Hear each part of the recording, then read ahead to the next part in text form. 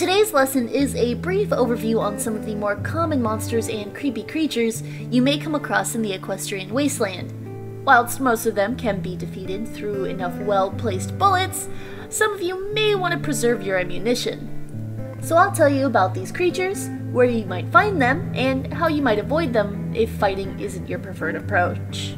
Rad Roaches. I used to deliver mail. I'm sure I've mentioned that once or twice, and every now and then the package I'd deliver would include a heavy-duty roach spray.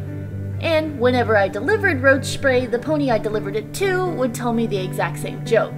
They'd be nervously shuffling their hooves on their porch as they accepted the letters I deliver, and then they'd tell me that the bug spray couldn't kill the roaches, then nothing could do it. They were certain that if the world ended in a balefire extermination, only the roaches would survive. Any pony who's ever seen a rad roach knows full well that not only did they survive the balefire, but they grew even bigger than before. However, rad roaches aren't all hostile. If you maintain enough distance from them, they tend to not bother you. Also, you won't need bug spray to kill them. It turns out that bullets do the trick even better than any bug spray. Yaks. Ugh. Even when ponies and zebras went to war, the yaks were insistent on joining in. However, they were discovered to be more of a hazard to their own side than they were to their enemies, given their enthusiasm for smashing and general lack of patience. Sorry yaks, but it was true. So when the equestrians stopped allowing yaks into the army, well, the yaks tried to join the zebras, with similar results. So the yaks tried to enter the war as their own third faction. And though they thought the best way to do this was to steal a balefire bomb from the zebras, unfortunately they weren't too careful, and whilst they managed to not accidentally detonate it in their hometown, they did accidentally detonate it not too far away from said hometown. As a result, if you travel to the coldest, snowiest mountains of Equestria, you'll find the mutated remains of yaks. The poor things were practically melted together in groups of 3 or 4. Now the collection of bodies writhes and sprints and screams across the mountain, searching for a foe. The best way to deal with a yak? Don't. I've heard stories of Steel Ranger missiles bringing down a yak who strayed too far from the mountain, but I've never found evidence to prove it. Ghouls. This is the part you've likely been waiting for. Let's talk about ghouls. Obviously, not all ghoulies are feral. Some are like me. Hi! I'll give you a hug and a muffin and a copy of my survival guide because I'm really nice. And many other ghouls are super nice too. In fact, because so many of us come from old Equestria, you might even find a ghoul who still believes, like I do, that friendship is magic. But yes, we do have our grumpy sourpusses, but that can't be helped. That's just equine nature. But the unavoidable and uncomfortable truth is that some ghouls, many ghouls, do turn feral. During my research, I met a scientist who insisted that all ghouls are fated to become feral, but he was kind of a butthead who super didn't like ghouls, so I'm taking his bias into account. If a ghoul does turn feral or you come across an already feral ghoul, there are a few ways to keep yourself safe. Breaking their limbs will immobilize them, an easy enough task as our bodies aren't as sturdy as living ponies. Bullets, blunt objects, and fire work especially well.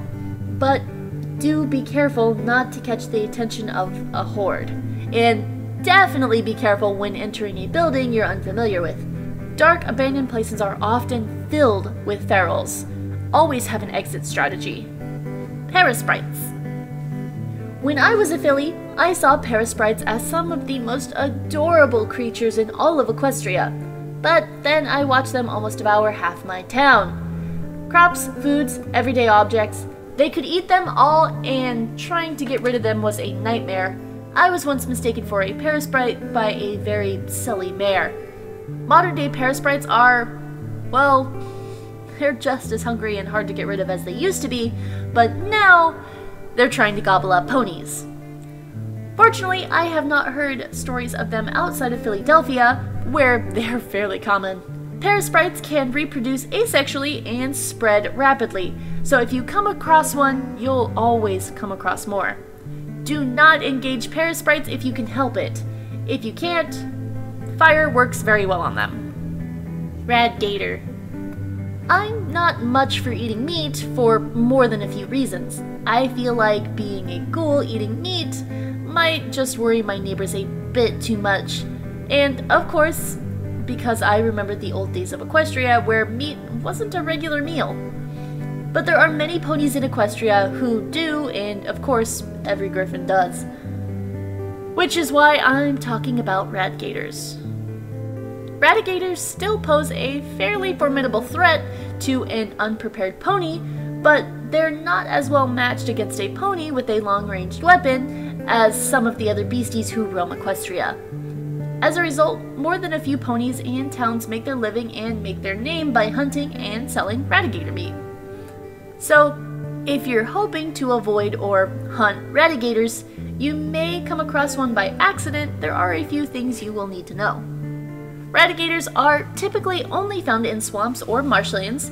They rarely stray away from water, and they don't attack towns. Much like Rad Roaches, they're docile but territorial. Just avoid them and they'll avoid you. If you're still looking to hunt a Radigator, for the sake of survival, I'd suggest heading to a town like Arbu, where Radigator meat is their business. They won't share much information with me about their process. I suppose they want to keep some business secrets from being printed across Equestria, which I understand, even if I don't agree. Hellhounds.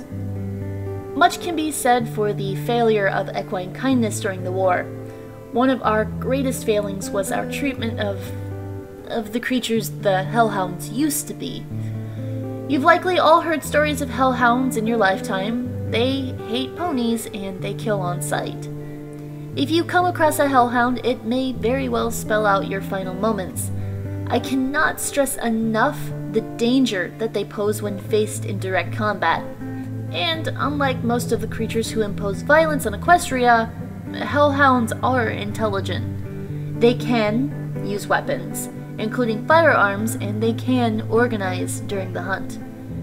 There are high concentrations of Hellhounds in places like Splendid Valley. I'd suggest avoiding that area entirely. At the beginning of this chapter, I didn't tell you the entire truth, and honestly, I didn't think I'd tell you the rest by the time you'd reached the end. But here we are. It's true that most of the solutions to these creatures are a bullet to the brain, a big missile, or some pony who can swing a bat really hard. How to kill them isn't the reason for making this chapter. Anything can be killed if you try hard enough. This isn't just about knowing to avoid harder to kill creatures. It's about holding the torch up to see them for who they used to be. The lives they used to live. One day, someday, I might go feral myself. I've left instructions with close friends and neighbors for if this happens. I never want to hurt any pony, and I've made sure I won't. But I don't want some pony to think of me as just another ghoul who's turned feral. I want you to remember Ditzy. I want you to remember who I am, even if the day comes that I don't.